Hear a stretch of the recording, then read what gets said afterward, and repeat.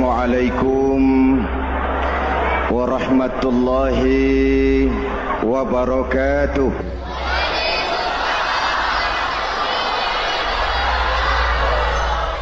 Alhamdulillahi wahdah,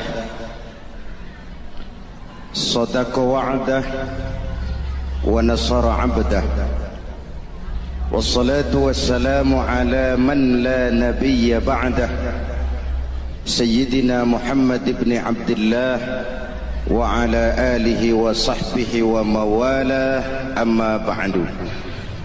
Saudara-saudara kaum muslimin yang saya cintai, perjalanan waktu telah mengantarkan kita memasuki Ramadan. Kata orang, jauh berjalan banyak dilihat, dan pengalaman adalah guru yang paling bijaksana. Kalau ibadah Ramadan kita berhasil, maka kita yang malam ini pasti bukan kita sebulan yang lalu. Kita yang malam ini adalah kita yang telah ditempa, digojlok, digembleng oleh kawah candra di mukanya Ramadan. Dan setelah perjalanan panjang, perjuangan mengendalikan diri dan menahan nafsu, kita akan merayakan Idul Fitri. Apa yang harus kita laksanakan? Malam ini saya ingin sampaikan ayat 186 surah Al-Baqarah, di mana Allah menuntun kita. Pertama, walitukmilul iddata, hendaknya engkau sempurnakan jumlah bilangan hari puasamu. Puasa sebulan penuh, bisa 29, bisa 30 hari. Yang bisa ru'yat, punya persyaratan mampu ru'yat, silahkan ru'yat. Yang tidak mampu, ikut yang aman saja, dengerin pengumuman pemerintah, cari amannya saja. Sempurnakan jumlah bilangan hari puasamu. Sebab apa? Puasa itu macam-macam. Ada yang puasa model beduk, depan rapat, belakangnya kosong, cuman pembukaan. Ada juga yang pembukaan, pertengahan, dan penutupan. Ada juga yang penutupan saja, mau dapat Lailatul Qadar.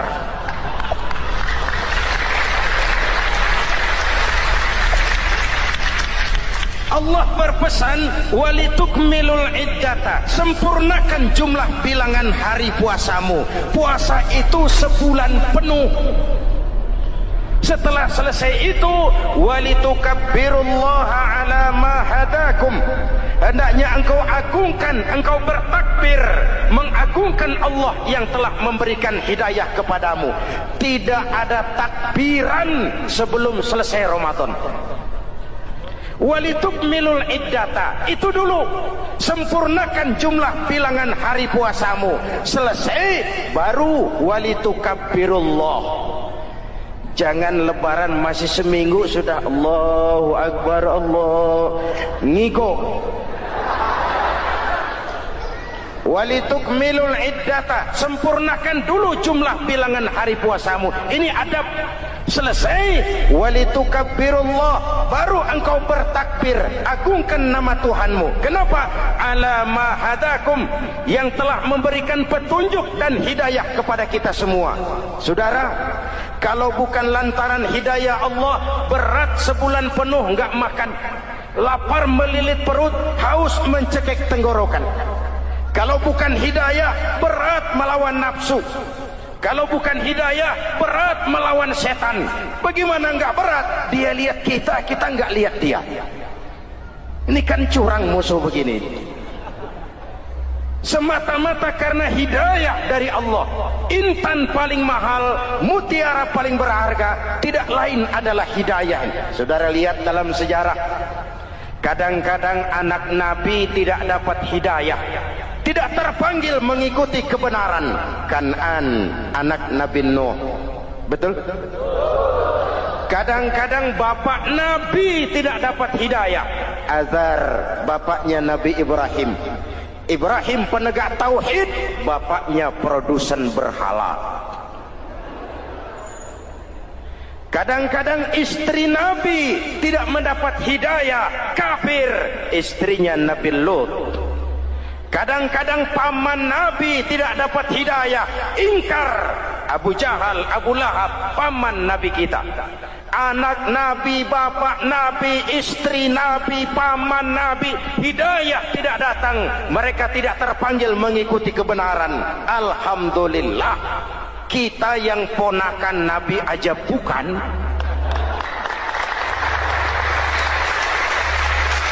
Kita diberikan hidayah. Dengan bekal hidayah itulah kita masuki nuansa Ramadan. Berjuang melawan nafsu, membina takwa, melatih ridha, dengan lapar melilit perut, dengan haus mencekik tenggorokan. Allahumma lakasumtu, Tuhan, untuk Engkau saya laksanakan ibadah ini.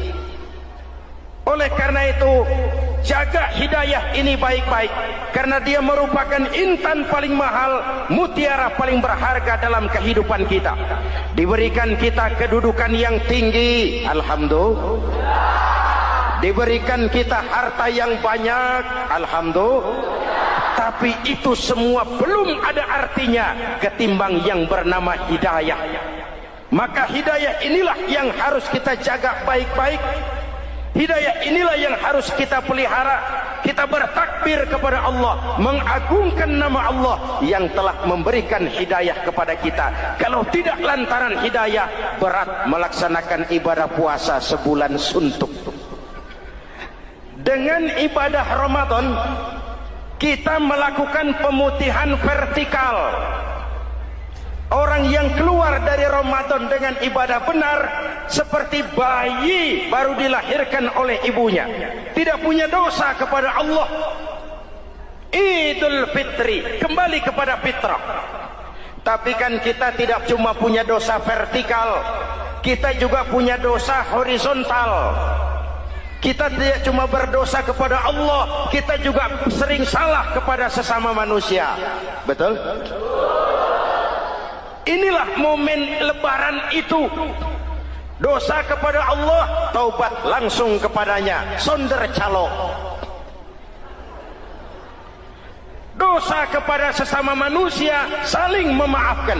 Sebab apa? Satu hadis meriwayatkan, selesai sholat id, sahabat mendengar Rasul mengucapkan amin sampai 3 kali. Amin, amin, amin. Heran sahabat, gak ada angin, gak ada hujan, amin 3 kali ya Rasul, ada apa? Kamu gak tahu? Gak tahu. Barusan selesai sholat, malaikat Jibril turun. Lalu, Muhammad, saya mau berdoa kepada Allah, mau kamu aminkan? Silakan Jibril, berdoalah, saya akan mengaminkan. Jibril berdoa, Rasulullah amin. Doanya 3 macam permohonan, Nabi 3 kali mengucapkan amin.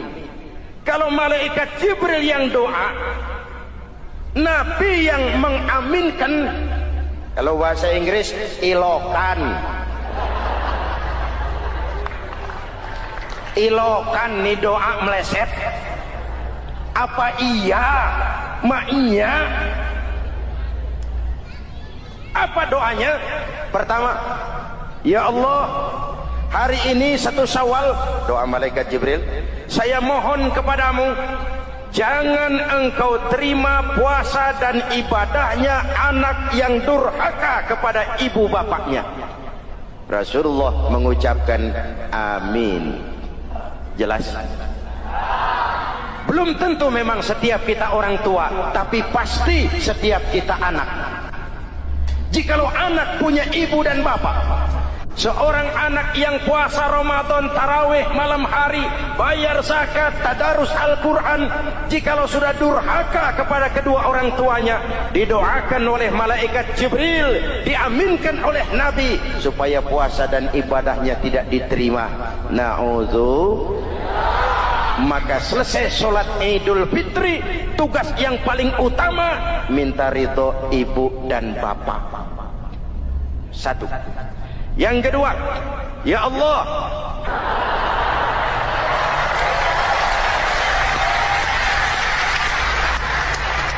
Fitri itu swarga manut, neraka katut.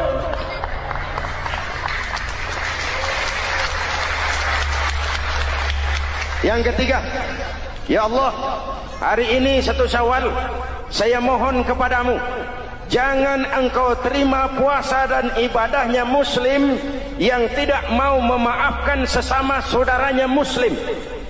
Memberi maaf lebih berat daripada minta maaf, tapi memberi maaf lebih mulia daripada meminta maaf. Kalau kita sudah minta maaf, orang tidak mau memaafkan, itu tanggung jawab dia kepada Allah. Orang macam itu yang tidak mau memaafkan sesama saudaranya, didoakan agar puasa dan ibadahnya tidak diterima oleh Allah Subhanahu. Riwayat lain menceritakan, satu hari Nabi lagi kumpul dengan sahabat.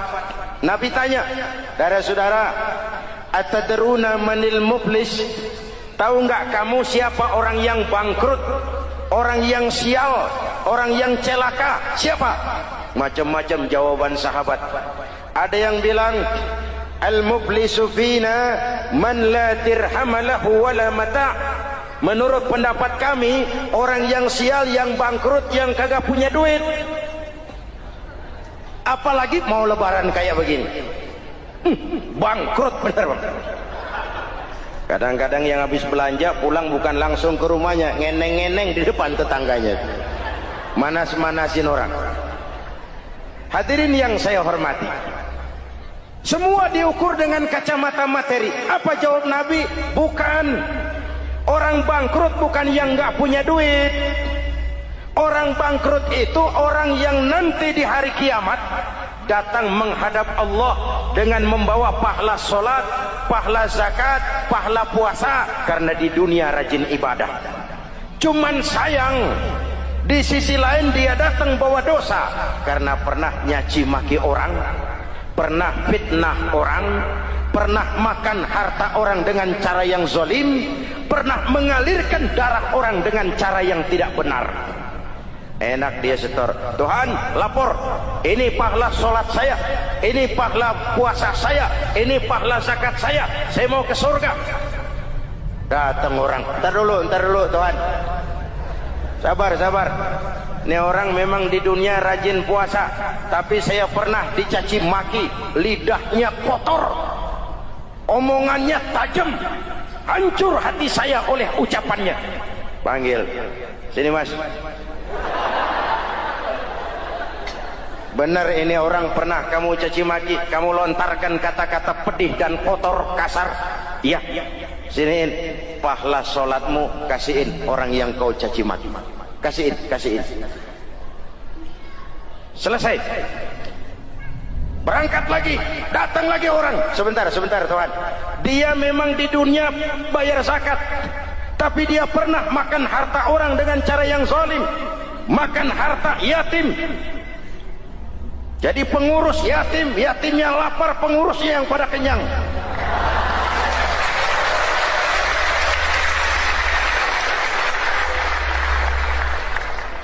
Saya menuntut keadilan. Benar. Siniin pahala zakatmu, kasih orang yang kau makan hartanya. Kalau kebaikannya habis, yang nagih datang terus, apa yang terjadi? Dosa orang yang dia sakiti diambil, diberikan kepada dia. Bangkrut nggak? Pahala dipretelin, dosa dikasih. Modal boros, tagihan utang datang terus. Bangkrut bin bangpak alias sial dangkalan.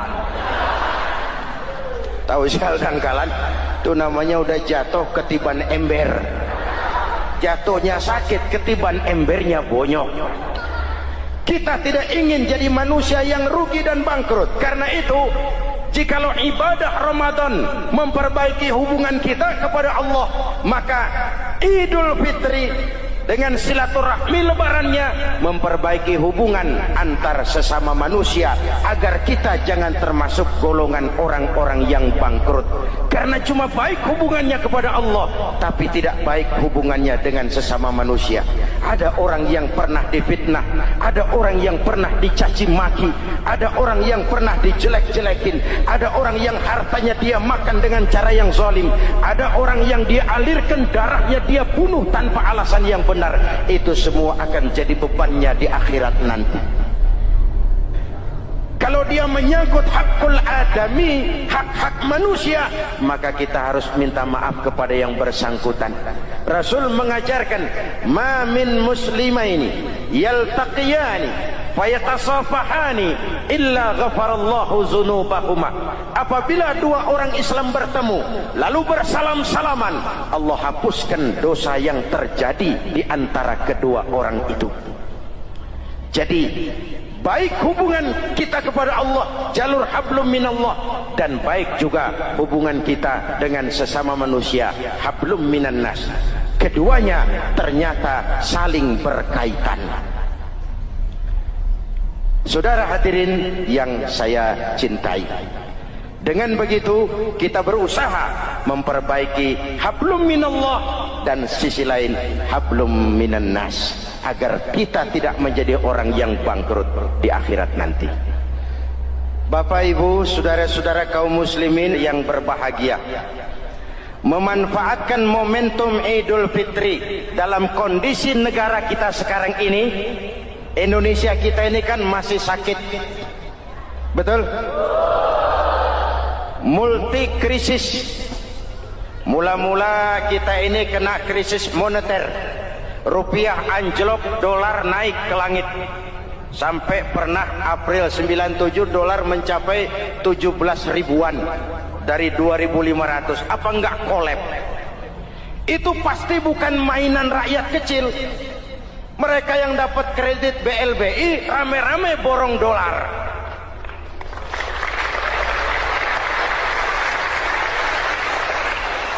Kita mah bocah kampung boro-boro borong dolar, ngeliat juga tumben. Akibat krisis moneter muncul yang lebih makro, krisis ekonomi. Perusahaan besar ambruk, konglomerat terpuruk, PHK di mana-mana, pengangguran meningkat, kriminal meningkat. Seiring dengan itu muncul yang lebih parah, krisis kepercayaan.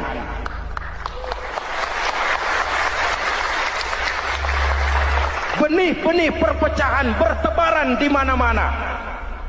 Dampaknya masih sangat terasa sampai sekarang ini. Kita lihat sekarang ini, Aceh belum selesai, Papua minta merdeka, Timur Timur cerai. Dalam kondisi seperti inilah momentum Idul Fitri harus jadi lem perekat yang menjaga keutuhan kita. Sampai Rasulullah berpesan, ini 3 pesan utama beliau yang saya sampaikan malam ini. Pertama, silman qata'ak, bersilaturahmilah kau kepada orang yang marah denganmu. Kalau orang baik kita baik lagi, pantas, memang mestinya begitu. Tapi bersilaturahmilah kepada orang yang marah denganmu. Kita harapkan lebaran nih yang silaturahmi jangan cuman kita rakyat di kampung, tapi yang ngaku atau diakui sebagai pemimpin, para elit politik di atas saling bersilaturahmi.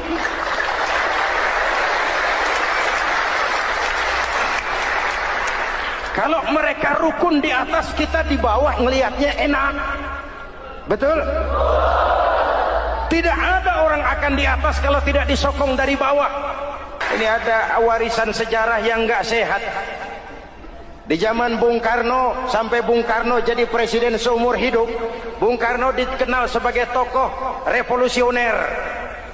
Nggak sepaham sama Bung Karno, cepat-cepat dianggap ini kontra revolusi. PKI berontak, Bung Karno jatuh, muncul orde baru. Bung Karno disebut orde lama. Yang nggak cocok sama orde baru, wah itu orang orde lama. Lalu reformasi, orde baru lengser, jadi lagi alat yang nggak cocok sama golongannya. Oh, itu orang Orde Baru. Kapan selesai urusan?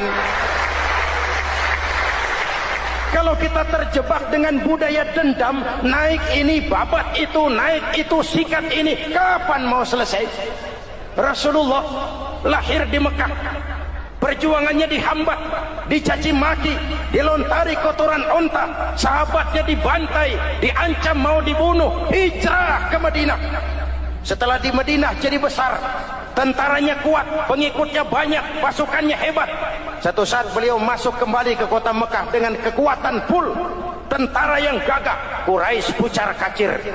Ini nih Muhammad yang dulu kita caci maki, yang dulu kita ancam mau kita bunuh, yang kita usir, sekarang dia masuk dengan tentaranya yang hebat.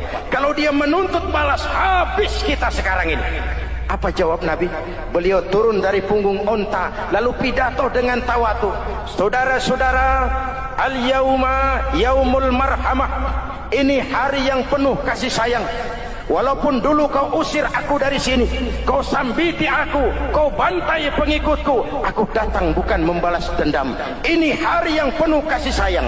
Tidak akan ada pertumpahan darah. Yang masuk Masjidil Haram aman, yang masuk rumah Abu Sufyan aman.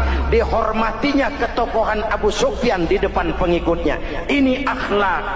Kenapa orang macam Mandela lebih bisa mencontoh Rasul daripada kita? Mandela yang 27 tahun mendekam dalam penjara, dia keluar tanpa bawa benih-benih dendam. Dia satukan Afrika Selatan, dia bimbing Afrika Selatan menuju kejayaan dan kemajuan.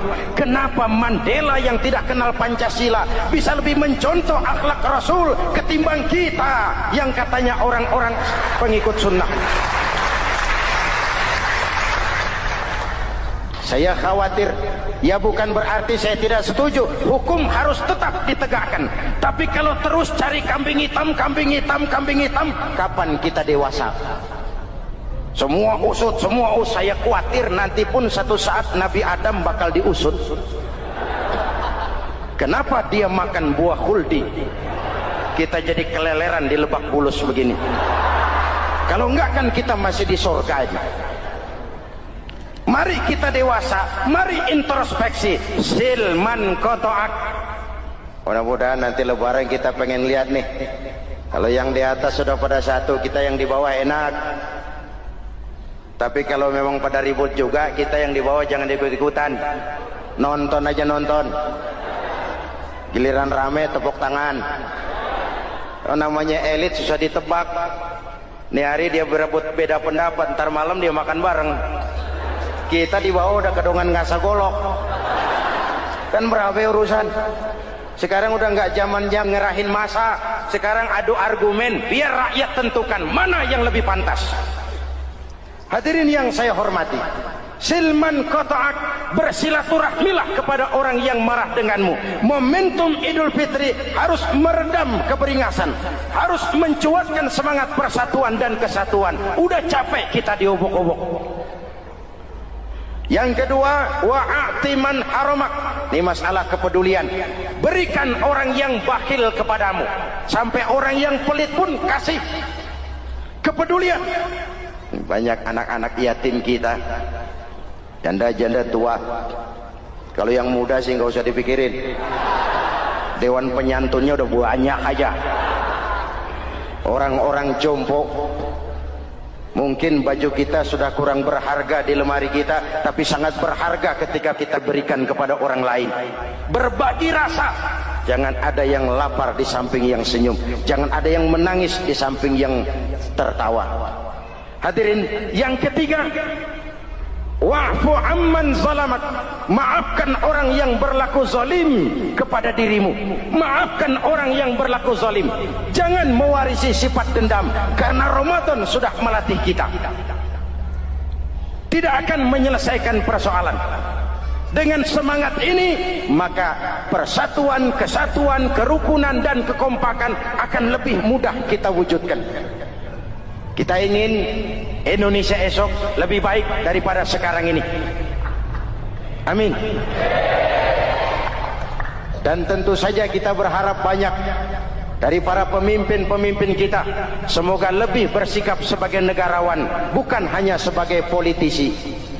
Karena jujur saya ingin berkata, reformasi memang telah melahirkan politisi, tapi belum banyak melahirkan negarawan. Negarawan adalah orang yang ngayomi seluruh rakyat. Sekarang rakyat cuma di atas namakan, biar banyak banget. Kalau tidak mendukung dia, dianggap bukan rakyat. Biar dikit banget, kalau pendukungnya, itulah rakyat sejati. Ini pemimpin model apa kayak begini?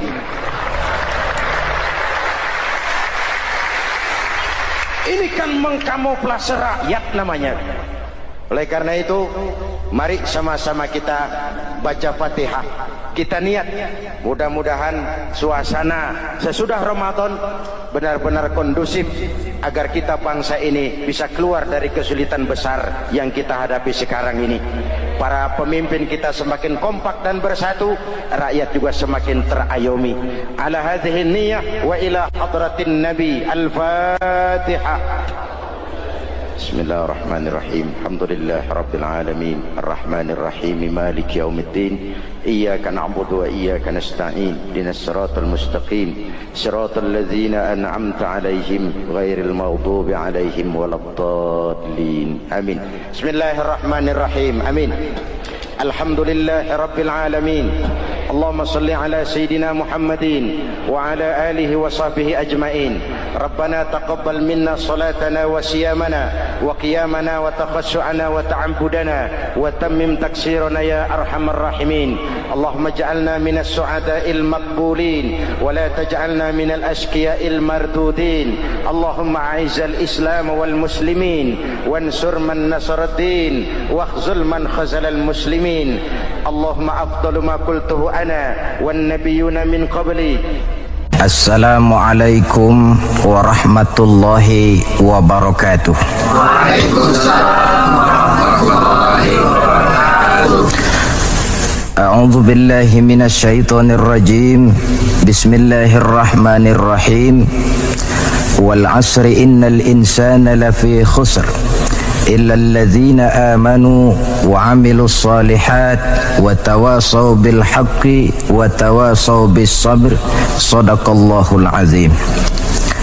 Saudara-saudara seiman dan sekeyakinan yang berbahagia, seperti yang sama kita maklum, ada satu kesamaan pandangan dari kita bangsa Indonesia tentang agama, yaitu bahwa agama merupakan hal yang mutlak penting dalam kehidupan ini.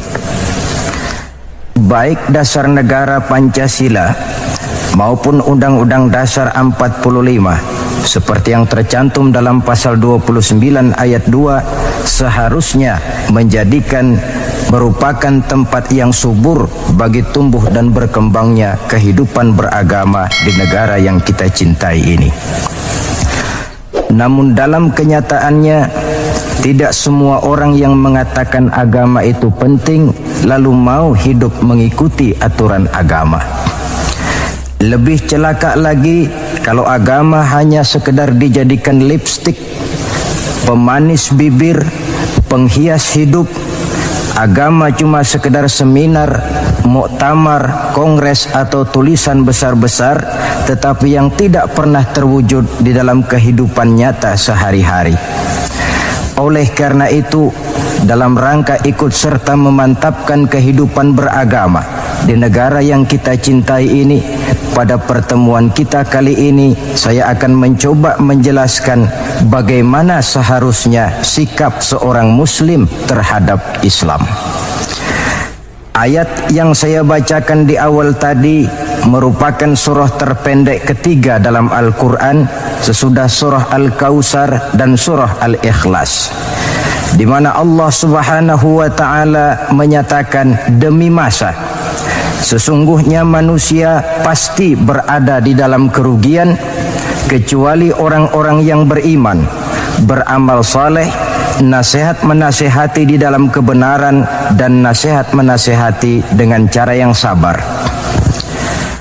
apabila kita dekati ayat ini, akan segera nampak di dalamnya 4 sikap seorang muslim terhadap Islam. Sikap yang pertama, seorang muslim adalah seorang yang mengimani Islam. Amanu sebagai way of life, sebagai pandangan dalam kehidupan ini. Masalahnya kemudian, bagaimana seorang muslim mengimani Islam sebagai agamanya? Pertama, seorang muslim harus yakin Islam sebagai agamanya adalah satu-satunya agama yang benar. Sikap ini kelihatannya fanatik, tetapi apalagi yang harus dikatakan selain dari bahwa fanatik dalam arti berpegang teguh kepada agama merupakan bagian daripada kehidupan beragama. Sebab hanya dengan fanatik dalam artian itu sajalah orang konsekuen terhadap agamanya sendiri. Dan saya kira merupakan satu sikap yang wajar bahwa setiap penganut suatu agama hanya menganggap dan berkeyakinan agamanya sajalah yang benar. Oleh karena itu, kita bukan tidak setuju dengan ungkapan semua agama benar, bukan tidak setuju dengan ungkapan semua agama baik. Bagi kita, kalimat itu belum merupakan kalimat yang sempurna. Semua agama benar bagi penganutnya masing-masing. Semua agama baik bagi penganutnya masing-masing. Kalau seorang muslim sudah berkeyakinan bahwa semua agama baik, maka bukan saja tidak diajarkan, tetapi malah bertentangan dengan tuntunan Al-Quranul Karim. Kita lihat misalnya dalam surah Ali Imran ayat 19. Allah menyatakan, Inna dina indallahil Islam. Agama yang diridhoi Allah itu hanya agama Islam. Selanjutnya dalam Ali Imran 85 Allah menjelaskan, wa may yabtaghi ghairal islami dinan fala yuqbala minhu fahuwa fil akhirati minal khasirin. Orang yang mencari agama selain daripada Islam, maka agamanya tidak akan diterima dan di akhirat nanti dia akan termasuk ke dalam golongan orang-orang yang merugi.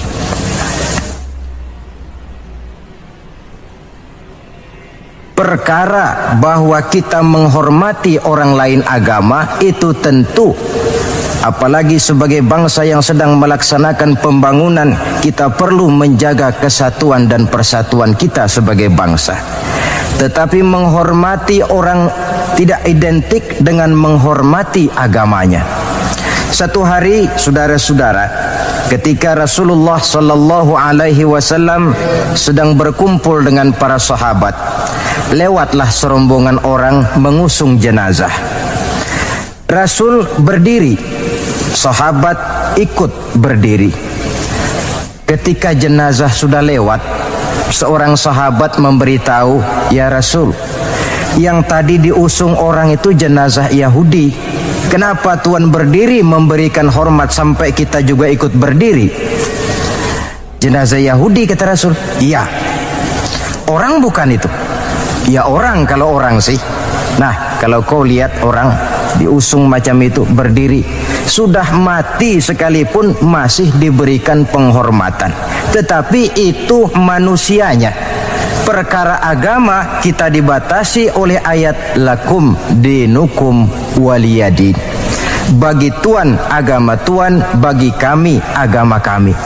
Tuhan silahkan melaksanakan agama Tuhan, kami akan melaksanakan agama kami. Kami hormati Tuhan, Tuhan juga hormat kepada kami. Persilahkan melaksanakan ajaran agama tanpa perlu menyampaikan agama kepada orang yang sudah beragama. Inilah sikap yang perlu ditegakkan agar kita jangan ngambang di dalam kehidupan beragama dengan memandang semua agama sama saja, semua agama benar, yang pada akhirnya kita tidak akan punya prinsip di dalam memegang teguh ajaran agama kita. Yang kedua, dalam rangka mengimani Islam, seorang muslim harus yakin dan berpandangan bahwa Islam sebagai agamanya adalah agama untuk seluruh manusia.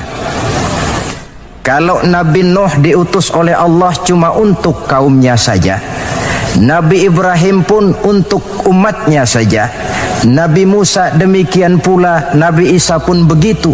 Tetapi Nabi Muhammad sallallahu alaihi wasallam diutus oleh Allah Subhanahu wa taala untuk seluruh umat manusia. Kita baca dalam surah Al-Anbiya ayat 107, Allah Subhanahu wa taala menyatakan, "Wa ma arsalnaka illa rahmatan lil alamin." Kami tidak mengutus engkau wahai Muhammad melainkan untuk menjadi rahmah bagi seluruh alam. Dewasa ini saudara-saudara, kita melihat timbulnya gejala di mana orang menganggap seolah-olah agama itu barang impor. Islam katanya kiriman Arab. Buktinya Quran bahasa Arab, hadis bahasa Arab, solat menggunakan bahasa Arab. Nah, akibat timbulnya pemikiran semacam ini, mulai nampak gejala orang menghindarkan diri daripada Islam. Sebenarnya bahwa Arab sebagian besar memang Islam, itu harus kita akui. Tetapi bahwa Islam bukannya Arab, itu pun juga merupakan kenyataan. Perkara kemudian Quran menggunakan bahasa Arab tidak lain karena Rasulullah sallallahu alaihi wasallam diutus oleh Allah di tengah masyarakat Arab ketika itu. Tapi ini tidak berarti bahwa Quran cuma untuk orang Arab saja. Bisa kita lihat dari bukti-bukti yang ada dalam Quran itu sendiri. Pertama, tidak ada satu ayat Quran pun yang ditujukan khusus kepada orang Arab semata-mata. Misalnya, ya ayyuhal arabiyyun, hai orang-orang Arab, tidak ada. Yang banyak kita temukan itu ya ayyuhan nas, wahai manusia.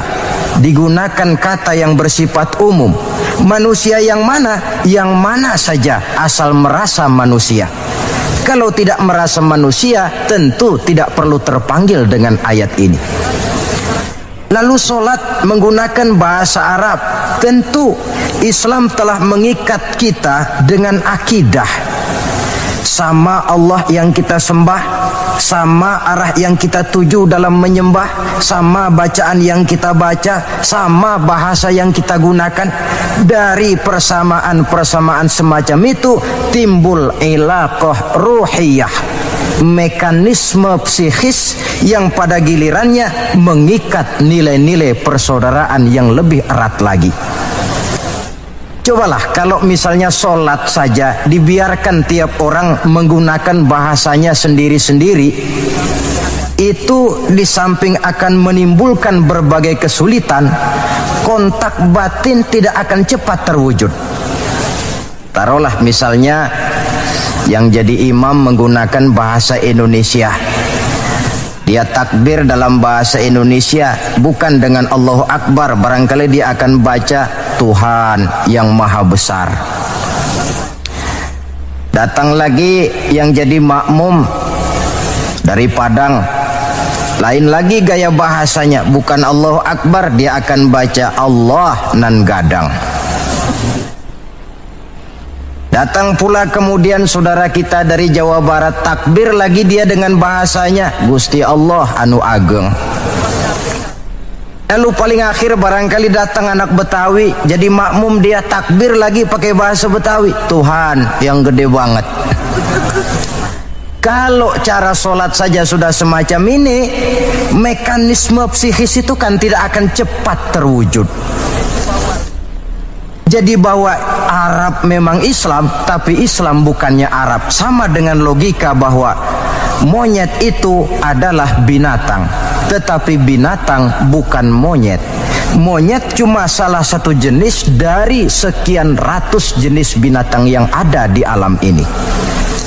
Sebab itu mengikuti Islam tidak berarti mengikuti Arab, tetapi mengikuti kebenaran yang diturunkan oleh Allah Subhanahu wa taala.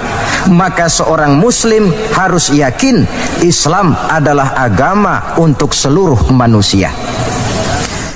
Yang ketiga, dalam rangkaian mengimani Islam, seorang muslim harus yakin dan berpandangan Islam sebagai agamanya adalah agama terakhir yang dibawa oleh Rasul terakhir. Tidak ada Rasul sesudah beliau dan tidak ada agama lagi sesudah Islam.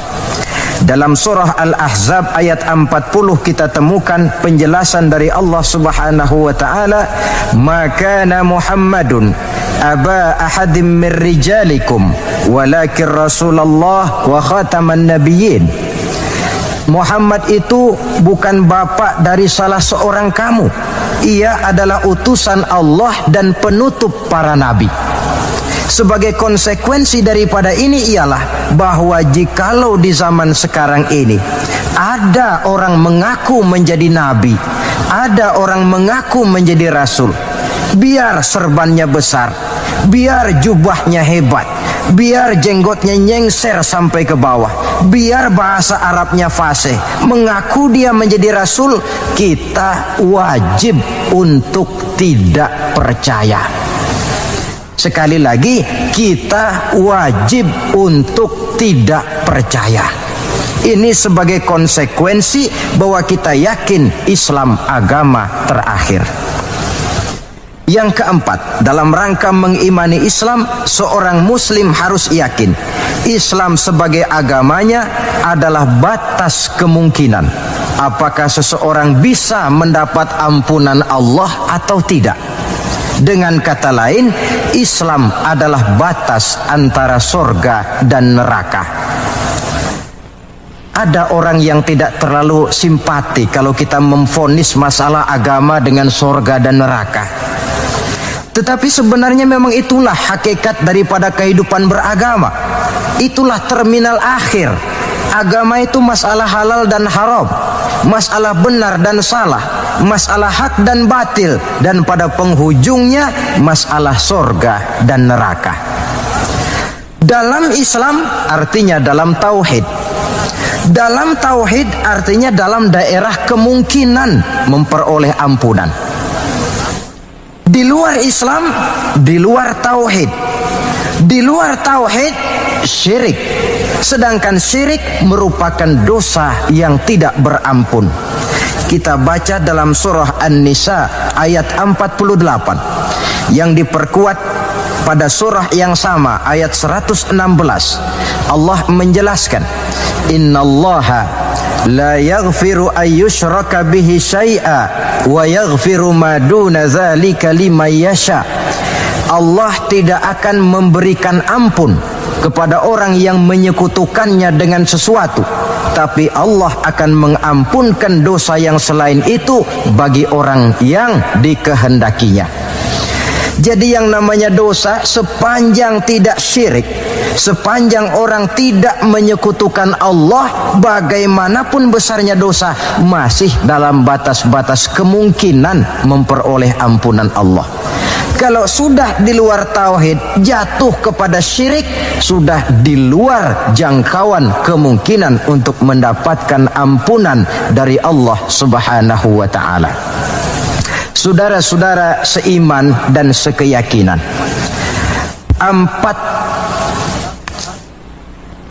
empat cara di dalam kita mengimani Islam ini pada gilirannya akan memberikan warna di dalam kehidupan kita.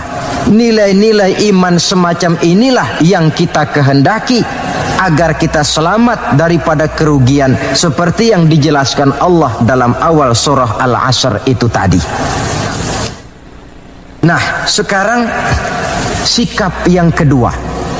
Bagaimana sikap seorang muslim terhadap Islam setelah amanu, setelah dia mengimani Islam? Yang kedua, wa amilus shalihat. Seorang muslim adalah seorang yang mengamalkan Islam. Sebab apa? Kita tentu maklum, iman konsepsi ideologis yang bersifat abstrak.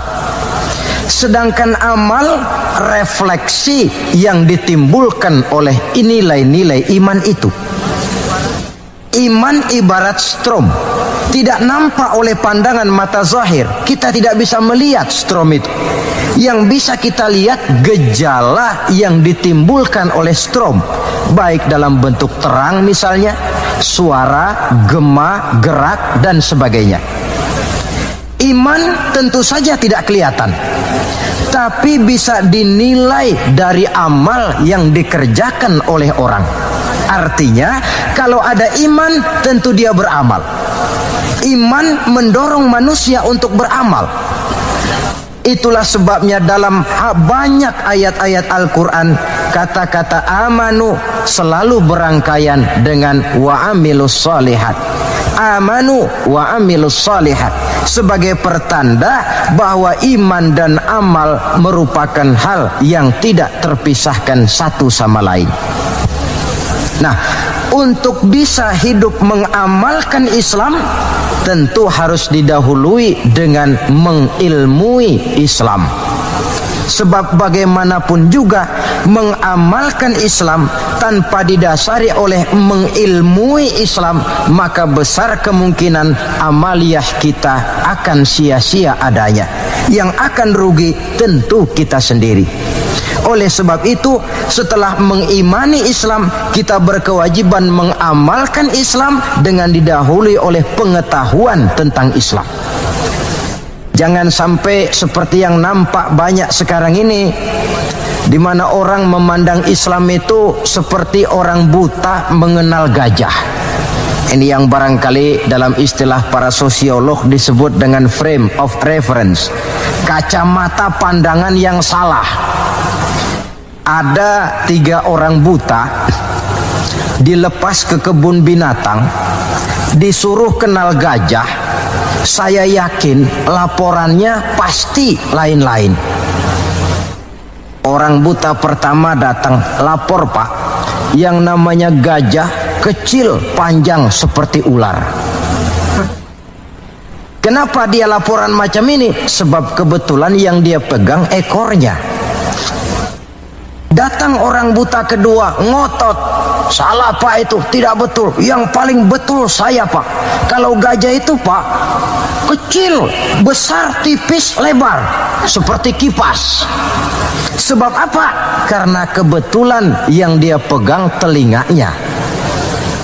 Lalu orang buta ketiga datang, lebih ngotot lagi dari yang kedua ini.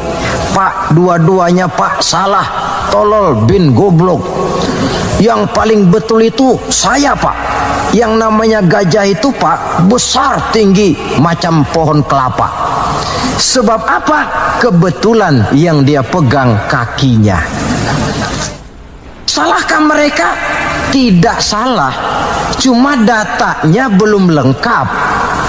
Baru kenal ekor gajah sudah berani mengambil kesimpulan itulah gajah. Yang satu baru kenal telinga gajah sudah menarik konklusi itulah gajah. Dan yang lain baru tahu dan baru kenal kaki gajah sudah mengemukakan pendapat itulah dia gajah. Buat orang yang sudah kenal betul gajah, tentu dia ditertawakan. Bagi orang yang belum kenal gajah, dia menyesatkan.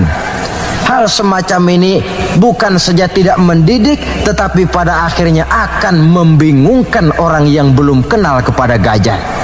Dengan kata lain, di dalam mengilmui Islam, kita harus berupaya melihat dan memandang Islam itu secara totalitas, secara keseluruhan, memandang dan melihat Islam dari berbagai seginya.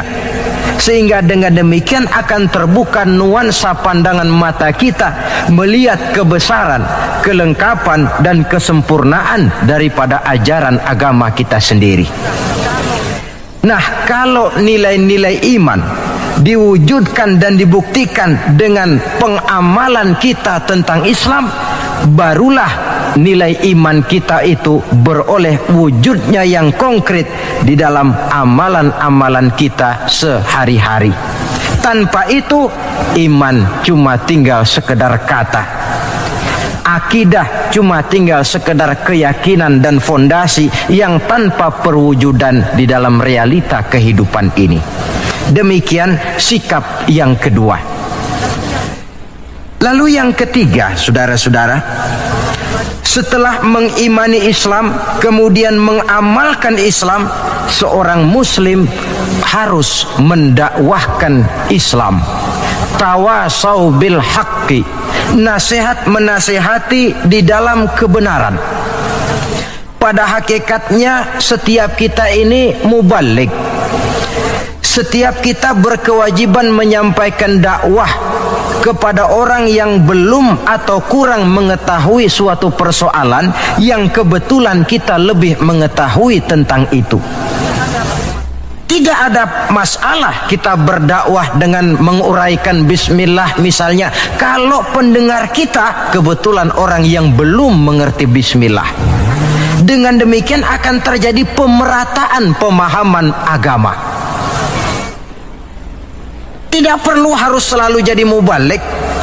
Kalau kita kebetulan seorang pedagang, lalu dalam dunia perdagangan kita bisa memberikan contoh bagaimana seharusnya seorang muslim berdagang, maka kita sudah mendakwahkan kepada orang lain bagaimana cara dagang menurut Islam.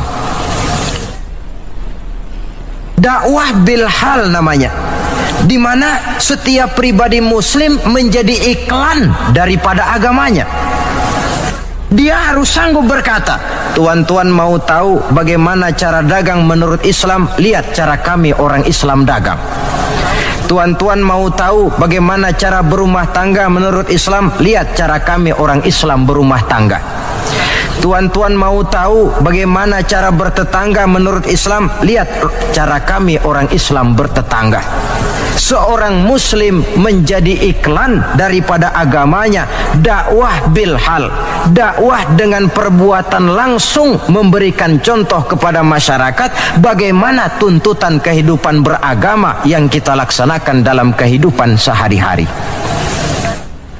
Saudara-saudara seiman dan sekeyakinan yang saya cintai, itu sebabnya Allah Subhanahu wa taala menjelaskan dalam surah An-Nahl ayat 125, Ud'u ila sabili rabbika bil hikmah wal mau'izatil hasanah wajadilhum billati hiya ahsan inna rabbaka huwa a'lam biman dhalla an sabilih wa huwa a'lamu bil muhtadin. Berdakwahlah kamu, ajak manusia ke jalan Allah. Bagaimana caranya? Pertama, bil hikmah, dengan cara bijaksana. Bagaimana cara yang bijaksana itu? Baik Al-Quran maupun As-Sunnah banyak menjelaskan pola-pola kebijaksanaan dalam pelaksanaan dakwah. Kita ambil satu trik saja. Satu hari datanglah seseorang menghadap kepada Rasulullah sallallahu alaihi wasallam. Yang datang ini, kalau istilah sekarang, biang okem. Datang dia menghadap baginda Rasul. Sesampainya di sana, dia bilang, "Ya Rasul, bagaimana? Saya ini mau masuk Islam, boleh apa tidak?" Boleh. Lalu dia mengucap 2 kalimat syahadat. Setelah selesai mengucap 2 kalimat syahadat, dia berkata lagi, "Ya Rasul, saya sekarang sudah masuk Islam." Bagus. "Saya cinta Islam." Bagus. "Saya juga cinta kepada Anda ya Rasul." Bagus. "Cuma saya juga cinta kepada dosa ya Rasul. Terus terang saja saya ini suka judi, saya suka zina, dan saya senang mabuk, dan saya belum bisa meninggalkan semua itu." Marahkah Rasul mendengar keterus-terangan orang ini? Dihardikkah orang ini oleh Rasul? Macam apa kau, sama Islam cinta, sama dosa juga cinta? Ternyata tidak. Mendengar keterus-terangan orang ini, baginda Rasul tersenyum. Seraya bersabda, la ba'sa bi, tidak apa-apalah. Jadi kau senang zina? Iya. Mabuk? Wah, hampir tiap malam saya teler. Judi? Itu lagi hobi saya. Dan kau belum bisa tinggal semua itu? Belum ya Rasul. Tidak apa-apalah. Cuma begini saja. Mau tidak kau janji dengan saya? Apa ya Rasul? Mulai sekarang kau akan meninggalkan dusta. Kau akan jadi manusia jujur, jangan bohong. Satu itu saja yang saya minta. Sanggup? Cuma itu ya Rasul, cuma itu. Saya kira apa? Kalau cuma urusan gak bohong sih, gampang lah itu. Sanggup saya. Sanggup? Sanggup. Mari berjanji. Dijabat tangannya oleh Rasul, berjanji tidak akan bohong dia. Dalam perjalanan pulang, orang ini berkata dalam hati, ma ashala ma talaba hazan nabil karim. Alangkah mudahnya permintaan Rasul ini. Saya sudah berterang-terangan suka judi, suka zina, suka mabuk. Tidak disuruhnya meninggalkan semua itu, cuma diminta jangan bohong saja. Dia kira orang nggak bohong itu gampang.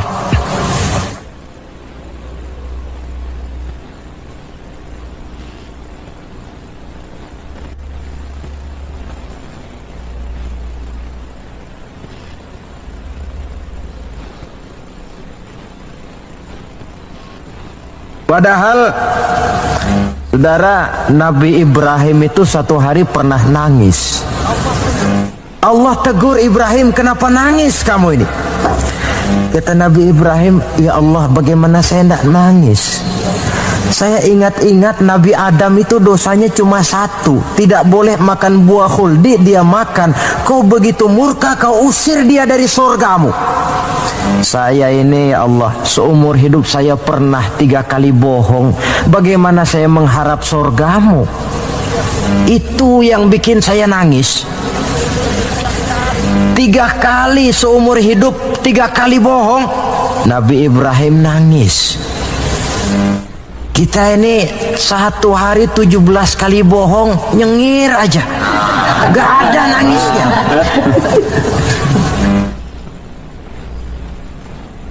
Saudara hadirin, demikianlah orang ini pulang ke rumah dengan satu anggapan dalam hatinya bahwa apa yang diminta oleh Rasul adalah sesuatu yang mudah. Lalu hari-hari pun berlalu, berganti dengan minggu, minggu pergi, datanglah bulan. Sampai pada suatu hari ketika orang ini sedang berjalan, dia melihat seorang perempuan dengan paras yang cukup cantik. Datang syahwatnya. Rupanya orang ini termasuk kelas tegangan tinggi juga.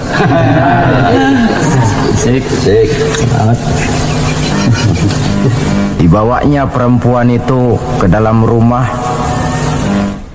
Hampir terjadi perbuatan zina, nyaris dia ingat janjinya. Iya, saya ini kan sudah janji dengan Rasul tidak mau bohong. Nanti kalau saya bertemu Rasul lalu saya ditanya, kamu zina apa enggak sekarang? Saya harus jawab bagaimana? Kalau saya bilang iya, tentu hukum berlaku. Kalau saya bilang tidak, artinya saya bohong. Padahal saya sudah berjanji tidak mau bohong.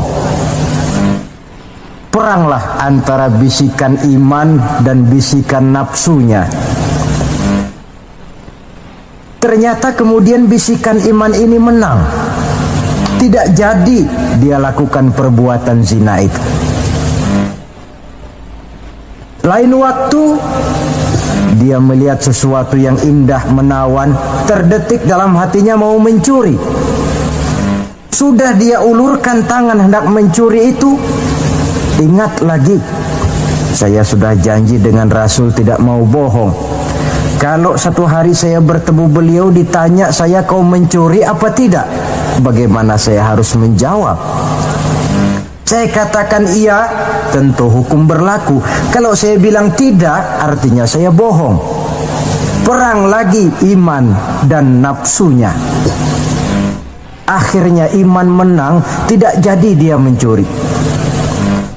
Begitulah orang ini tiap kali mau melakukan kejahatan, ingat janjinya kepada Rasul bahwa dia tidak mau bohong. Sampai akhirnya dia tidak pernah jadi melakukan berbagai macam kejahatan. Paling akhir dia datang menghadap Rasul, ya Rasul sodakta, ya Rasul Anda benar. Kenapa? Yang Anda minta cuma satu, jangan bohong. Tapi rupanya itu pokoknya ya Rasul. Saya ternyata tidak berkutik. Sampai paling akhir dia menjadi salah seorang sahabat yang terbaik dari baginda Nabi. Sebab apa? Hanya diminta meninggalkan bohong oleh Rasul. Ini pola dakwah yang dilaksanakan oleh Rasul dengan cara bijaksana. Prosesingnya melalui tahapan yang sesuai dengan kemampuan orang. Contoh lain, satu hari datanglah seorang sahabat melapor, halaktu ya Rasulullah, wahai Rasul celaka saya ini. Ma'ahlakaka, apa yang bikin kamu celaka? Dia bilang, waqa'tu ala imra'ati fi Ramadan. Saya lagi puasa Ramadan, saya nggak tahan sama istri saya itu. Lalu nyelonong ya Rasulullah. Rupanya pengantin baru ini. Kata Rasul, nyelonong bagaimana? Ya nyelonong-nyelonong. Kalau memang begitu, bayar dendanya. Apa dendanya ya Rasul? Bebaskan budak. Waduh, saya tidak punya budak ya Rasulullah. Tidak punya? Tidak punya. Puasa 2 bulan berturut-turut. Ya Rasul, tidak kuat saya. Tidak kuat? Tidak kuat. Jangankan yang 2 bulan, yang sebulan aja nyelonong. Bagaimana yang 2 bulan? Saya tidak sanggup ya Rasul. Kalau memang tidak sanggup juga, beri makan 60 fakir miskin, 1 orang 1 mud. Ya Rasul, jangankan memberi makan 60 fakir miskin, istri saya ini di rumah 1 hari masak, 3 hari libur. Saya ini orang susah. Lagi pula saya pikir orang ini kebangetan juga, sudah melarat sama larangan kok berani. Rasul tersenyum kemudian masuk ke dalam kamar. Keluar lagi beliau membawa sekeranjang kecil kurma. Kalau kau memang tidak punya apa-apa, bawa pulanglah ini, sedekahkan kepada orang-orang miskin di kampungmu sebagai pembayar dendamu.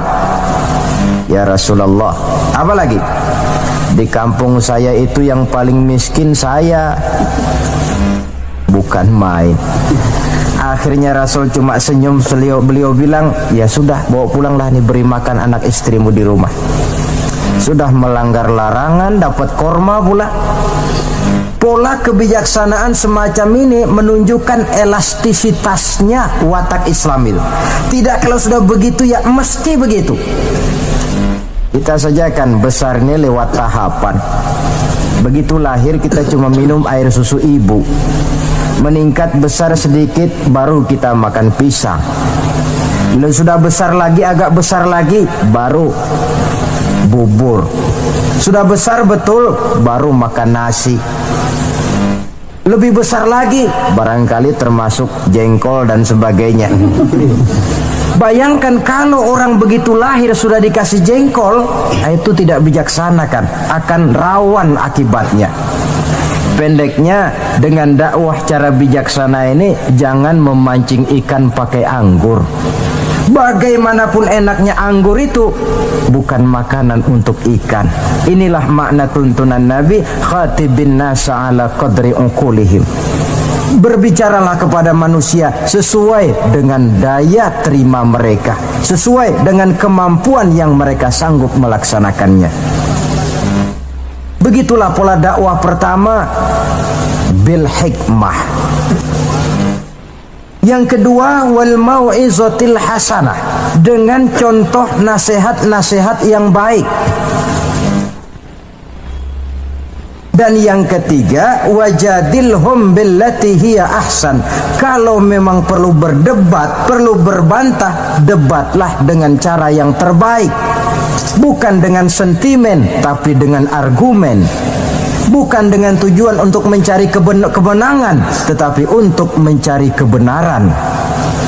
Sehingga dengan demikian, saudara-saudara, seorang muslim harus tegak mendakwahkan Islam sesuai dengan bidang dan kemampuannya masing-masing. Ini sikap yang ketiga. Lalu sampai kepada sikap yang keempat, bagaimana seorang muslim sikapnya terhadap Islam. Yaitu yang keempat, watawasau bis sabr, bersabar dalam Islam. Setelah kita mengimani Islam, mengamalkan Islam, kemudian mendakwahkan Islam, pada yang keempat, bersabar dalam Islam. Sebab apa? Perjalanan mengimani Islam, mengamalkan Islam, mendakwahkan Islam bukan perjalanan yang lurus bertabur bunga di kanan kirinya. Jalannya menanjak, penuh onak dan duri, namun tidak ada perbuatan tanpa resiko. Orang yang berani berbuat harus berani resiko.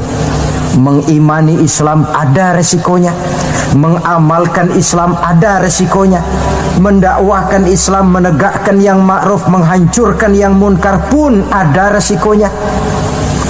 Bersabar dalam Islam.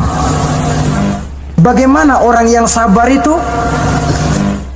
Allah menjelaskan, wabasyiris sabirin allazina iza asabathum musibah qalu inna lillahi wa inna ilaihi raji'un. Orang yang sabar tidak lain adalah orang-orang yang kalau mereka mendapat musibah, terkena satu kesulitan, kembali kepada konsepsi dasar inna lillahi wa inna ilaihi raji'un. Kami berasal dari Allah dan kepada Allah pula kami akan kembali. Bukan ucapan itu yang penting, tapi penghayatannya. Kalau pada satu saat misalnya kita harus melepaskan jabatan yang kita cintai, kembali kepada konsepsi inna lillahi wa inna ilaihi raji'un. Dahulunya pun ketika lahir ke dunia ini, saya tidak membawa jabatan apa-apa.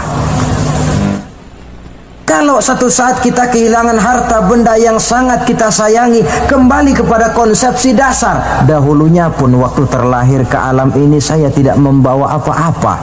Inna lillahi wa inna ilaihi raji'un. Di belakang itu lalu baik sangka bahwa musibah, kepahitan dan penderitaan hidup bagaimanapun pedihnya, di belakang itu tentu mengandung hikmah.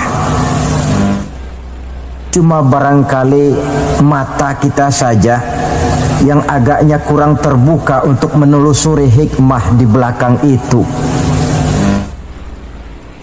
Lalu timbul semacam protes. Kenapa kesulitan yang datang menimpa saya?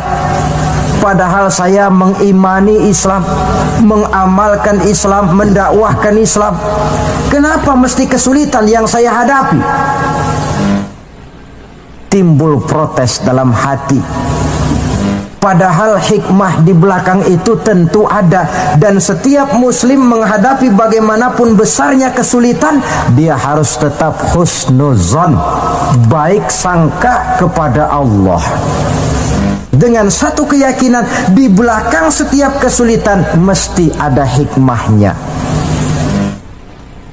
Dahulu ada seorang petani, dia selesai bekerja di ladang, istirahatlah dia, tidur di bawah pohon beringin.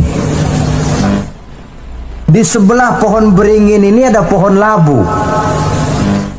Sambil tidur-tiduran dia berpikir, kalau saya lihat-lihat Tuhan ini tidak adil katanya.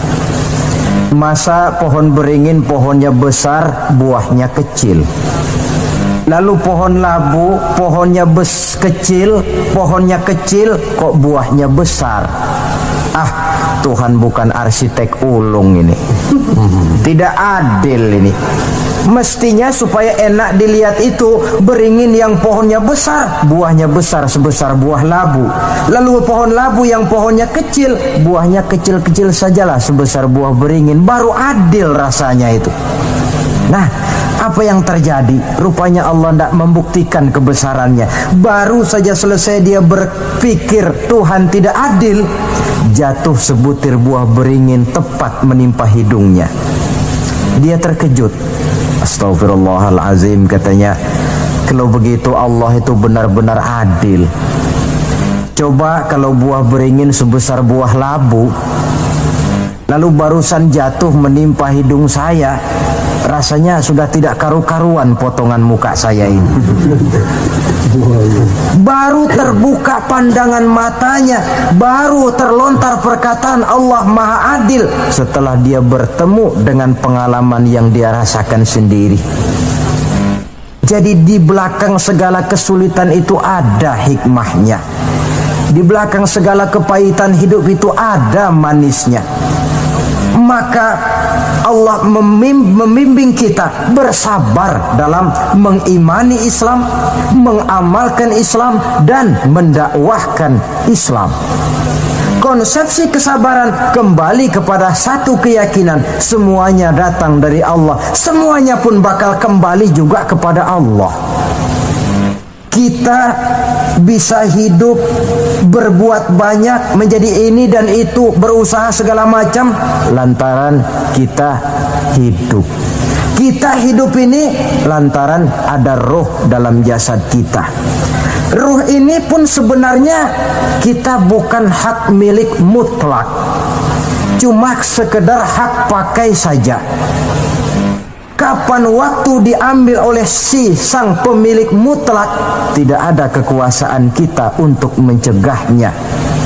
Yang paling vital macam itu pun tidak ada kemampuan kita mempertahankannya. Apalah lagi yang menempel dalam hidup seperti harta, jabatan, dan lain sebagainya.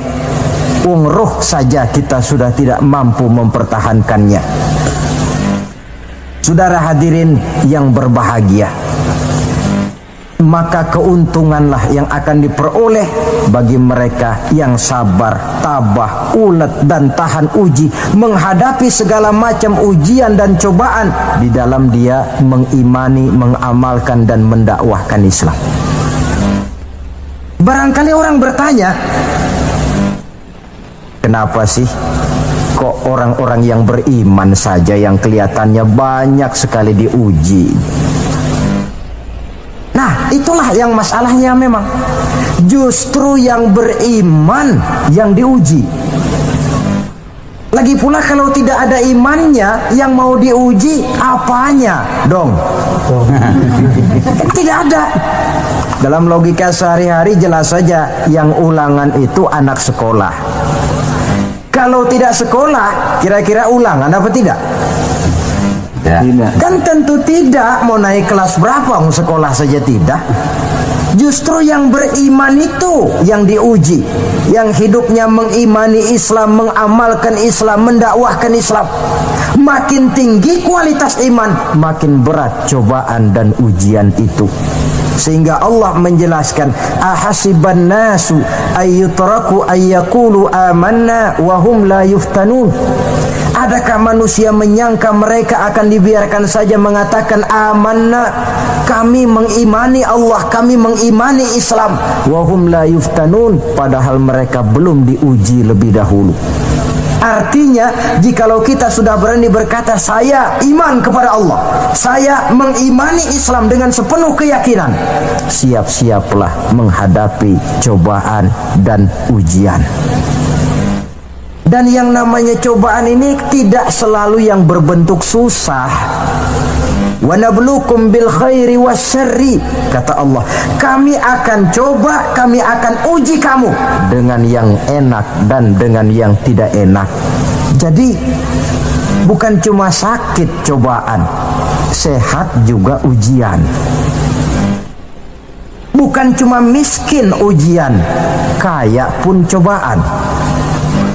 Tidak punya uang, cobaan. Banyak uang, ujian. Tapi kan belum pernah kita dengar ada orang bilang, Pak, saya lagi diuji oleh Allah. Kenapa? Uang saya lagi banyak, Pak. Belum ada orang berkata macam begitu. Kalau sudah bangkrut, pailit, nah barulah dia merasa diuji Allah. Dan dalam kenyataan banyak orang lulus ketika diuji dengan kemiskinan, tapi gagal berantakan setelah dia dicoba dengan kekayaan. Banyak yang ingat Allah dikala dia sakit, dan manakala dia sudah sehat, Allah pun dilupakan. Ketika miskin dia hamba Allah, setelah kaya pindah menjadi hamba harta. Ketika dia orang biasa, dia hamba Allah. Naik pangkat, punya jabatan, pindah budak pangkat, budak jabatan. Tidak sesuai lagi antara ucapan dan perbuatannya. Baik, barangkali kita bercermin dari kehidupan seorang nabi, yaitu Nabi Ayub alaihi salam. Beliau ini orang kaya.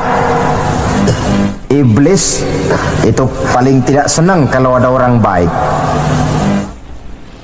Dia lapor, wahai Allah, hambamu yang namanya Ayub ini dia rajin ibadah cuma karena kaya saja kau berikan harta. Coba kalau dia bangkrut, jatuh miskin, rasanya dia berhenti ibadah. Ah, iblis, aku tahu Ayub itu hambaku yang ikhlas. Saya buktikan ya Allah, silakan. Turunlah iblis ke alam ini. Mula pertama yang dia rusak adalah harta benda Nabi Ayub. Sawah ladang dibikin rusak, binatang ternak binasa, sehingga dalam waktu relatif singkat jatuhlah Nabi Ayub dari orang paling kaya menjadi orang paling miskin. Kalau orang miskin jadi orang kaya, itu rasanya tidak terlalu, ya paling-paling lupa diri. Tapi kalau sudah dari kaya, tahu-tahu jatuh miskin, ini yang kalau kurang-kurang kuat kan bisa mengalami semacam mental breakdown, mengalami komplikasi. Waktu itu Nabi Ayub sedang ibadah di mihrab dalam masjid, datang iblis. Saudara Ayub, iya. Sedang ibadah ya? Iya. Menyembah Allah? Iya. Tahu nggak kau ini? Kenapa? Allah yang sedang kau sembah ini dia sudah bikin miskin kamu. Sawah ladangmu rusak, binatang ternakmu binasa, dan kau sekarang sudah jadi orang paling miskin. Buat apa menyembah Tuhan macam itu yang sudah bikin miskin kamu? Inilah iblis ini, kepada Nabi Ayub bicaranya lain, kepada Allah bicaranya lain. Kata Nabi Ayub, benar itu. Benar. Sawah ladang saya rusak. Iya. Binatang ternak saya binasa. Iya. Dan saya sekarang jadi orang paling miskin. Betul. Kata Nabi Ayub, beliau malah tidak mengucapkan innalillah. Yang beliau ucapkan apa? Alhamdulillah alladzi a'tani wa akhadha minni. Alhamdulillah, segala puji bagi Allah yang telah memberikan harta kepada saya dan sekarang Allah pula yang mengambilnya. Allah yang memberi, Allah yang mengambil. Tidak ada masalah bagi Allah. Iblis cuman ibadah jalan terus. Kembali beliau ibadah. Keki bukan main iblis ini. Inilah sebagian dari cerminan orang yang punya fondasi dan kesadaran kepada penghayatan tentang kalimat inna lillah wa inna ilaihi raji'un. Kadang-kadang kita cuma sekedar ucapan tanpa penghayatan.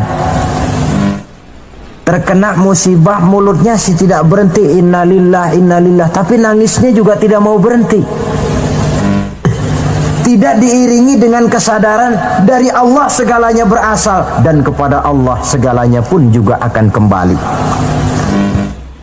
Nah, kalau sadarlah kita bahwa tidak ada satu perbuatan tanpa resiko, dan resiko dalam mengimani, mengamalkan dan mendakwahkan Islam merupakan sesuatu yang indah, yang kalau kita hadapi dan kita modali dengan sabar, tentu buahnya akan nikmat kita rasakan dalam perjalanan hidup ini.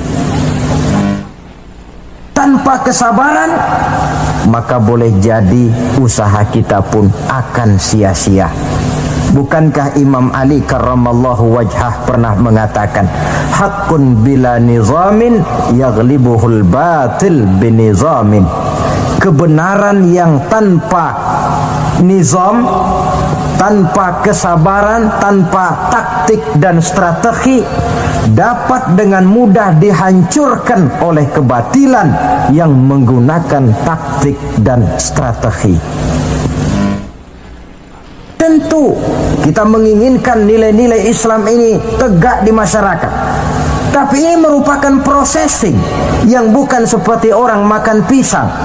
Hari ini dimakan, hari ini kenyang, dan hari ini juga kadang-kadang bisa keluar lagi. Perjuangan menegakkan nilai-nilai Islam ini satu proses yang panjang. Seperti juga telah dijelaskan oleh kehidupan perjuangan Nabi, para sahabat, dan selanjutnya. Tidak merupakan satu proses yang sekali jadi. Itu sebabnya ditutup surah Al-Asr ini dengan kalimat tawasau bis sabr.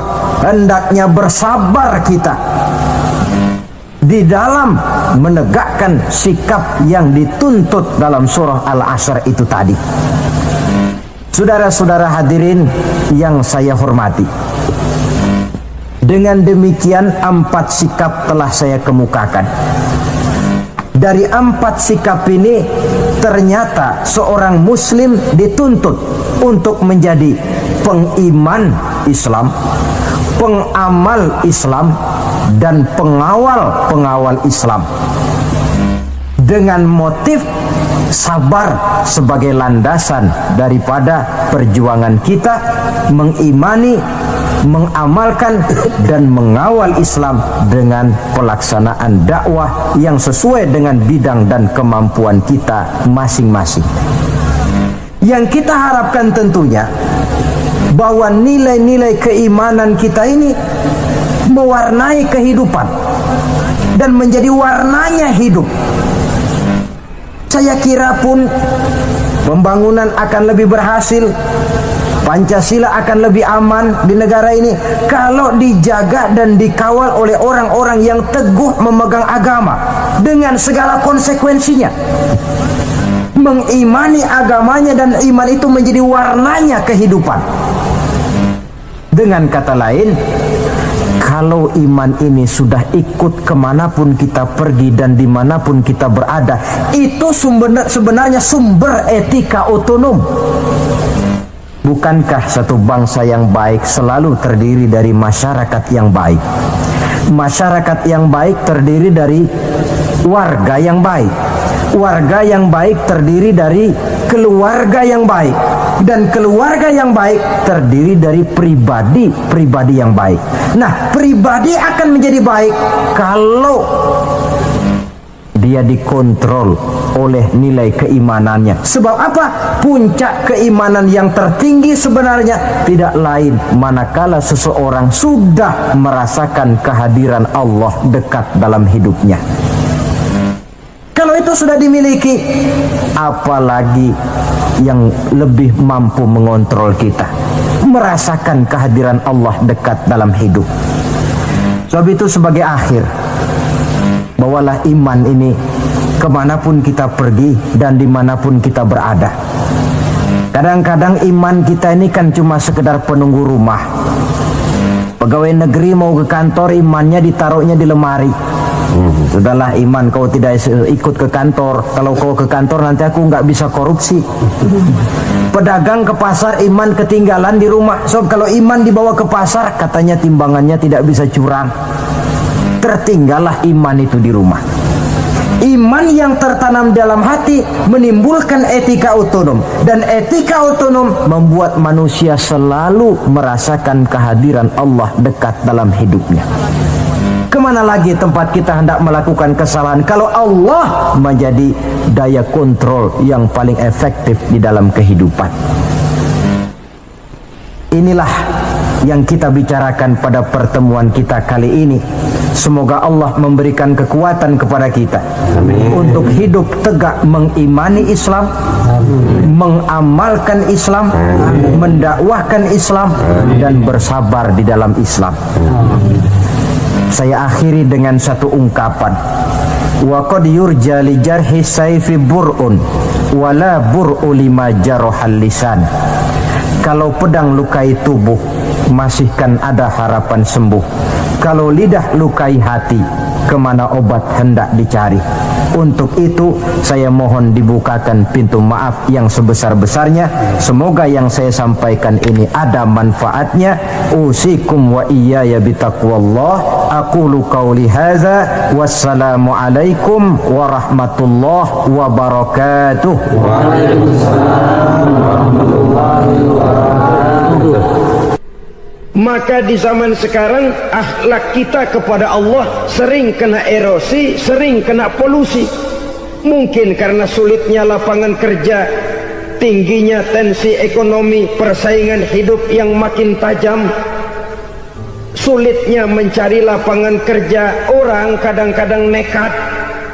Sedikit pertimbangan picik, pandangan, mudah melakukan potong kompas, sehingga terjadilah perbuatan-perbuatan yang memelencengkan akhlak kita kepada Allah Subhanahu wa ta'ala. Kadang-kadang terjebak mempercayai selain daripada Allah. Kadang-kadang terjebak di dalam mengagungkan yang selain daripada Allah lebih dari yang seharusnya. Terkenalah akhlak kita kepada Allah jaringan-jaringan erosi dan polusi. Kufur sebagai lawanan daripada tauhid merupakan sifat daripada orang yang tidak berakhlak kepada Allah. Bentuknya pertama bisa syirik. Syirik itu artinya meyakini ada Tuhan lain selain daripada Allah. Itu yang namanya syirik. Jadi percaya Tuhan ada, cuman Tuhannya kelebihan. Itu yang disebut syirik, dan itu merupakan cerminan dari akhlak yang rusak kepada Allah Subhanahu wa ta'ala. Berkeyakinan Tuhan lebih dari satu, berkeyakinan bahwa Tuhan itu beranak atau diperanakkan, atau mengagungkan sesuatu sama dengan Allah, atau menjadikan yang selain Allah sebagai tujuan akhir daripada perjalanan kehidupan ini, maka itu sudah terjebak kita dalam musyrik. Dan syirik satu dosa yang tidak berampun. Bahasa kasarnya yang namanya syirik itu jenis bapak moyangnya dosa. Saudara-saudara, sebab itu saya pesan, kalau memang terpaksa, biasanya yang tinggal di kota-kota besar itu kalau tidak kepengen dosa kan susah. Kalau terpaksa harus bikin dosa, cari yang kecil-kecil saja, yang kira-kira taubatnya gampang. Umpamanya pulang sholat Jumat nukar sendal, umpama yaitu jelas dosa. Tapi dosa yang taubatnya agak mudah. Jangan sampai terjebak ke dalam syirik, menyekutukan Allah. Kalau sudah menyekutukan Allah, Allah dimadu, murka benar Allah kepada kita. Innallaha la yaghfiru ayyushraka bih wa yaghfiru ma duna dzalika liman yasha. Allah tidak akan memberi ampun kepada orang yang menyekutukannya dengan sesuatu, tapi Allah mau mengampunkan dosa yang selain itu bagi orang yang dikehendakinya.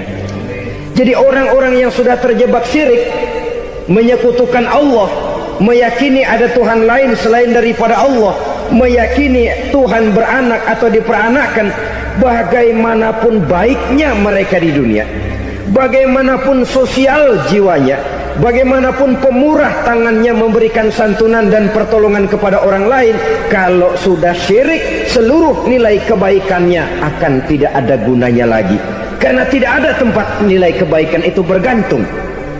Sedangkan kita berbuat baik agar diterima oleh Allah. Kalau Allahnya marah kepada kita, siapa yang akan menerima nilai kebaikan itu sendiri? Ini bentuk yang pertama.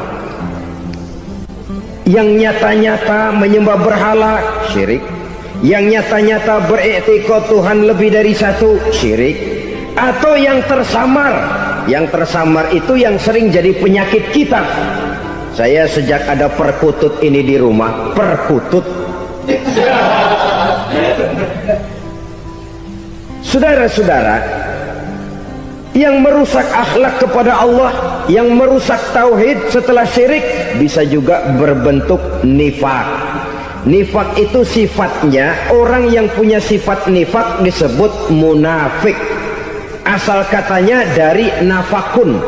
Nafakun itu satu lubang yang punya dua muka, seperti goa, ada tempat masuk, ada tempat keluar. Maka munafik orang yang punya dua muka.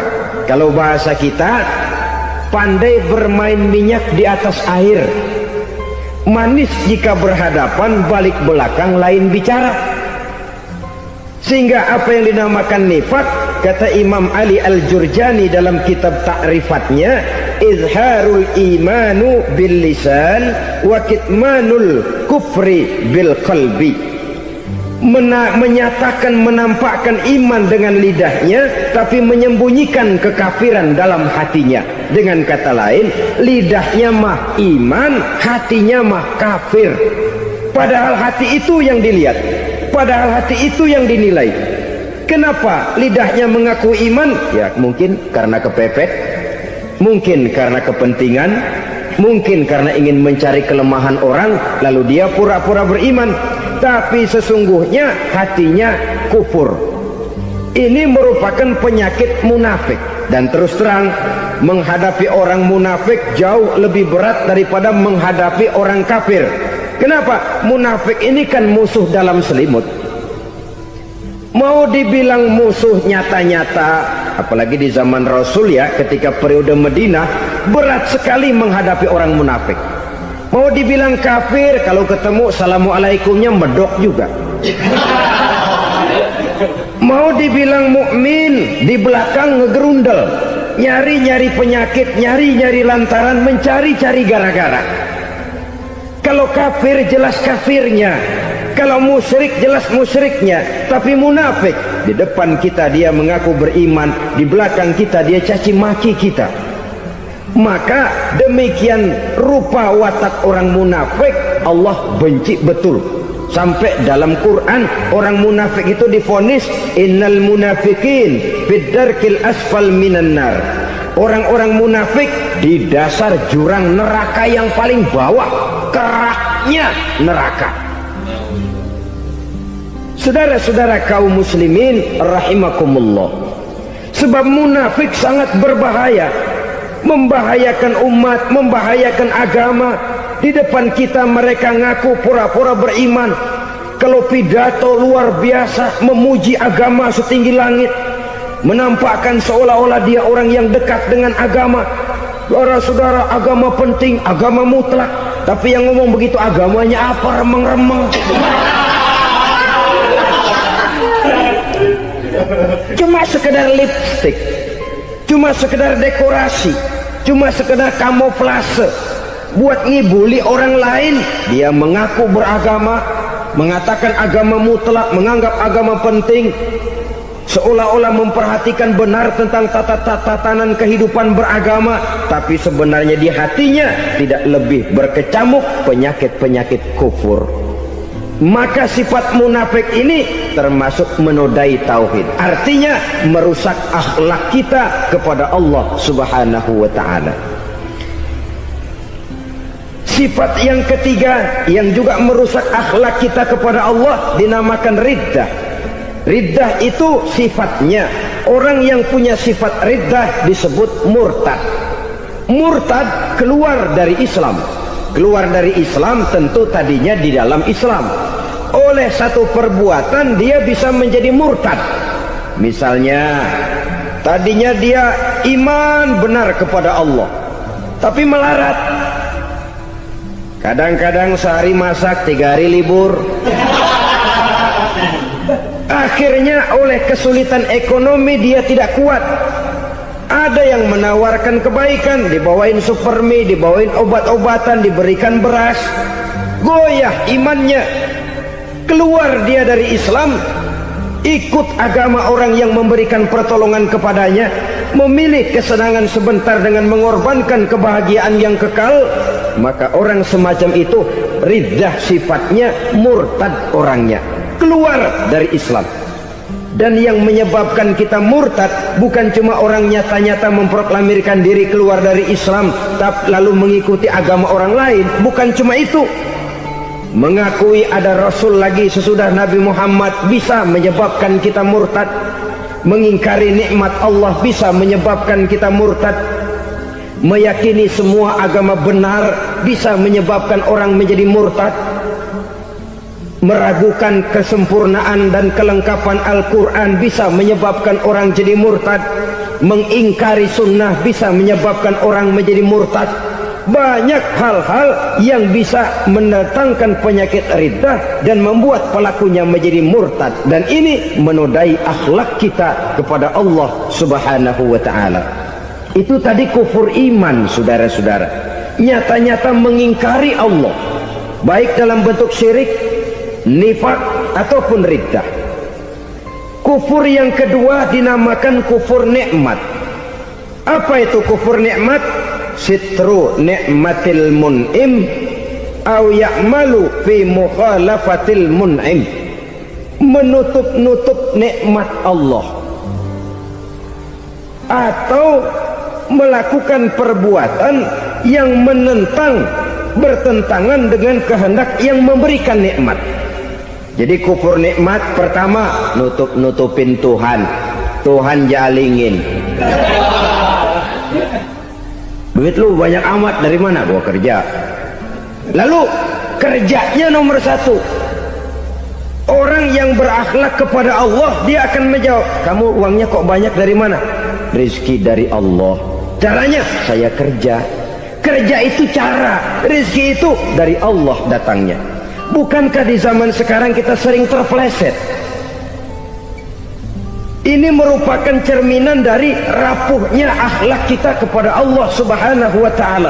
Karena usaha saya memang, karena saya peras keringat banting tulang, tentu. Tapi sadarkah kita bahwa sepanjang yang bisa kita lakukan cuma berusaha, peras keringat banting tulang?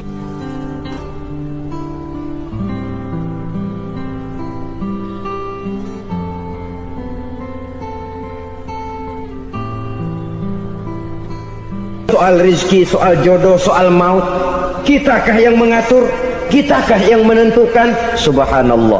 Manusia sungguh tidak berdaya menghadapi 3 hal paling pokok ini. Rezeki, kita cuma bekerja. Kitakah yang menentukan? Tidak. Kita berusaha saja, rezeki belum pasti dapat. Apalagi kalau kita tidak berusaha. Jangan terjebak dalam fatalisme. Belum perang udah nyerah. Emang dasar rezeki datangnya dari Tuhan, gak usah kerja. Dan ntar juga kalau dia datang. Dari mana datangnya? Kerja saja belum tentu dapat rezeki, apalagi kalau tidak kerja. Yang jelas usaha perlu kepastian, itu urusan Allah. Ini akhlak kepada Allah Subhanahu wa ta'ala.